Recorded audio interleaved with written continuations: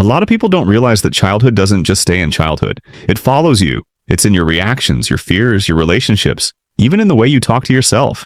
And if you don't deal with it, you'll keep repeating the same cycle, just with different people and situations. This book basically lays it all out. Why we act the way we do, why certain patterns keep showing up in our lives, and most importantly, how to break free from them. So here's what you need to know. People think time heals all wounds, but time actually does nothing if you don't do the work. You ever notice how some people react way too much to small things? Someone doesn't text back, and suddenly they feel rejected and unworthy, or a minor criticism at work sends them into full-blown anxiety. That's not about the present, it's old wounds resurfacing. Maybe they grew up never feeling good enough. Maybe love felt conditional. Whatever it was, that pain didn't go away. It just learned how to blend in. If you don't acknowledge it, you'll spend your whole life wondering why everything feels off without ever realizing where it started. From the moment you were born, you were handed a manual. What's right, what's wrong, what success looks like, how you're supposed to act. And most of us just go along with it, never really questioning if it's what we really want. That's how you end up in a course you don't even like, working a job that drains you, or staying in a situation just because it's what's expected. But think about it. If no one ever told you what you should want, what would you actually want? The problem isn't that we don't have choices, it's that we're too scared to make the ones that don't fit the script we were given. The book makes it clear. If a belief or expectation isn't serving you, ditch it. It was never yours to begin with.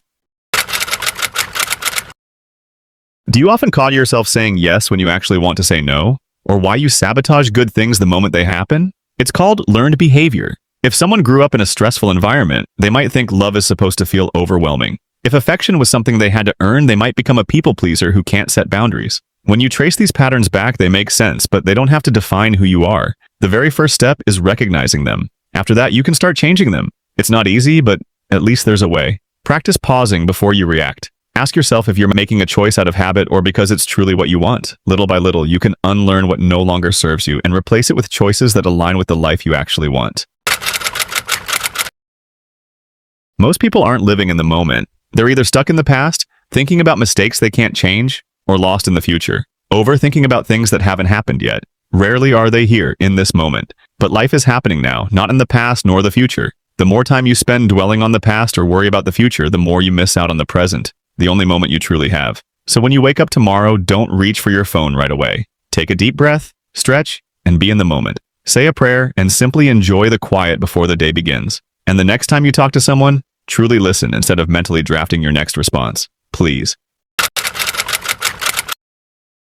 Your childhood may have shaped you, but at some point, it stops being about what happened and starts being about what you will do about it. No one is coming to fix it. You can blame your parents, your past, or life itself all you want, but at the end of the day, it's on you. And that's not a bad thing. That's privilege. It means you're not stuck in your past unless you decide to be. Therapy, self-reflection, setting boundaries, whatever it takes, do it. Because if you don't, the same problems will keep showing up in different forms. And at a certain point, it won't be your past holding you back. It will be you.